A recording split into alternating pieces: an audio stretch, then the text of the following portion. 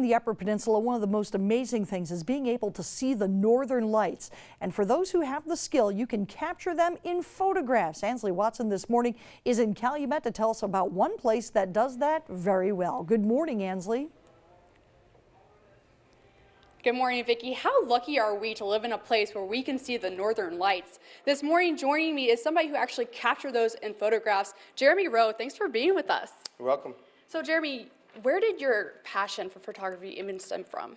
Well, we live in a beautiful place up here, so just nature photography up here, and just kind of started with that, and eventually morphed into taking nighttime shots. So.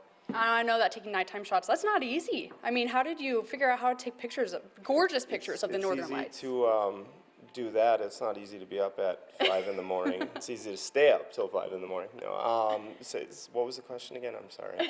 How do you know how to take pictures of the northern lights, especially at nighttime?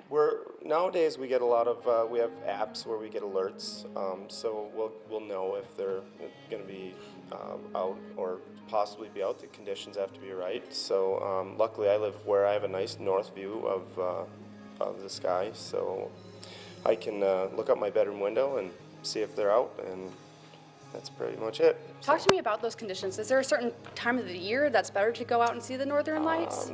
Not necessarily. A lot of people say the equinox, like last week or this week actually, but usually around the equinoxes, spring, fall can be better. It seems, from what I've seen, has been. Other than that, just anytime, any place, as long as the sky is dark and clear. Absolutely, absolutely. So what are some of your favorite spots to take pictures in? For me, anywhere on the North Shore of the Keweenaw. So anywhere from Eagle Harbor towards Copper Harbor. We've got some really rugged, beautiful lakeshore. So. Yep. I know in the next segment we're going to talk about a specific day or night, I guess, that you just had an absolute great experience. What are you thinking about? I mean, you're out all night taking pictures. What are you looking for when you're taking these pictures? How do you know it's going to be a great shot? You don't know. The only way you might know it's going to be a great shot is the back of your camera. You see what you're getting, but sometimes you really don't know until it's blown up on your computer, until it's big. You might think you had a great shot and then find out it's not. It doesn't look good at all. But as far as that, it's just trying to get as many shots in the same night as you can. I'm on the ground, I'm all over, I'm here, there, as many, I'm running around like a chicken with my head cut off on a good night, because, if you can get, the more shots you can get, the more chances you're gonna get a good shot, right. So, and you figure every night that I go out might be 500 shots, you get 2-3 shots that are good. So. All right. Well, thank you, Jeremy. In a little bit, we'll talk more about your photography. It's absolutely gorgeous. Stay with us. Reporting live in Calumet, Ansley Watson, TV6 News. All right. Thank you very much, Ansley. It isn't an amazing sight when you can see it. Of course, this morning you might be seeing something not so amazing, but something you need to Welcome back. Well, this morning we're getting a closer look into what it takes to capture the northern lights in a photograph. This morning, Ansley Watson joins us to tell us a little bit more about that. Good morning, Ansley.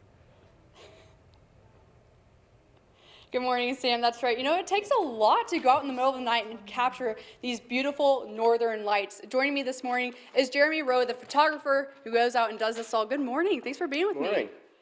Good morning. It's early for me. It is early. So I know that we were talking earlier about there's stories behind every single one of these pictures. And you remember one time specifically last year around this time where it was just a great night. And some of these pictures are from that night. Talk to us about that. Yeah, it was actually St. Patty's Day last year. This shot right here was the northern lights had been out the night before, and I knew they were out late. A lot of times if they're out in the morning, late into that morning, they may be still coming. It's just like clouds passing, maybe still happening the next night. So I was ready to go this night. By dusk, I had my stuff set up, and as you can see, it's still kind of light out the sky. So it was just unbelievable. It was one of the most amazing nights I've ever had. I was out from 10 p.m. Till 8 the next morning. Wow. Yeah. And talking about that, which then we go into this picture, right? Yep, and that, believe it or not, is the same night. It's taken on different white balance settings, so it's a little different looking than some of this, but it is also, this is at about 6 in the morning. And then the one above it was, I think, around 6:30 in the morning. So sun was starting to come up in the top picture there. So it was just phenomenal. It was one of those clear, very still nights, and you know, it was this exact time of year, and it was phenomenal. So. And this says that you took this at Eagle Harbor. Do you take a lot of pictures out there? Yep, Eagle Harbor. This was Eagle Harbor. This was on the way between Eagle Harbor and Copper Harbor, and that one right there was Copper Harbor. You can see the Copper Harbor Lighthouse actually blinking in that one. So yeah, a lot of my stuff I try to stay on the North Shore. Like I said before, it's a lot of really rugged, you know, rocky lake shores. So so a lot of the stuff I do is anywhere from Eagle River all the way up to Copper Harbor.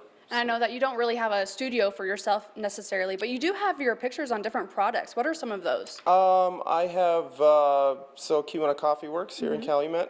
They have on their Borealis blend, they have my picture, as well as Shaggy's Copper Country Skis. They're a company out of Boyne City, but they're going to be relocating up here. They used this picture right here, actually. I don't know if you can get that, but for the top sheet on their skis. So that was kind of cool. And then as well, I did some work for a paddleboard company. Really? So yeah, so it's kind of cool doing some of that. It makes it fun, you know, doing stuff for outdoors, being an outdoors person. And I am getting to use the products, and you know what I mean? Yeah, it makes it definitely fun. Do you travel around a lot to take these pictures, or do you kind of stay within the UP?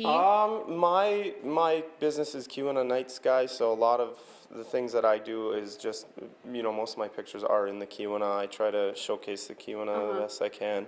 However, you know, we're under a cloud for 4 months a year up here, so I do want to get to like maybe Norway, the country, not Norway, Michigan. I'd like to get to Norway, possibly Alaska, but because they have clear skies a lot more in the wintertime. So yeah. Why do you do this? Where did your passion stem from? Why do I do this? I don't know. Because I'm a night owl.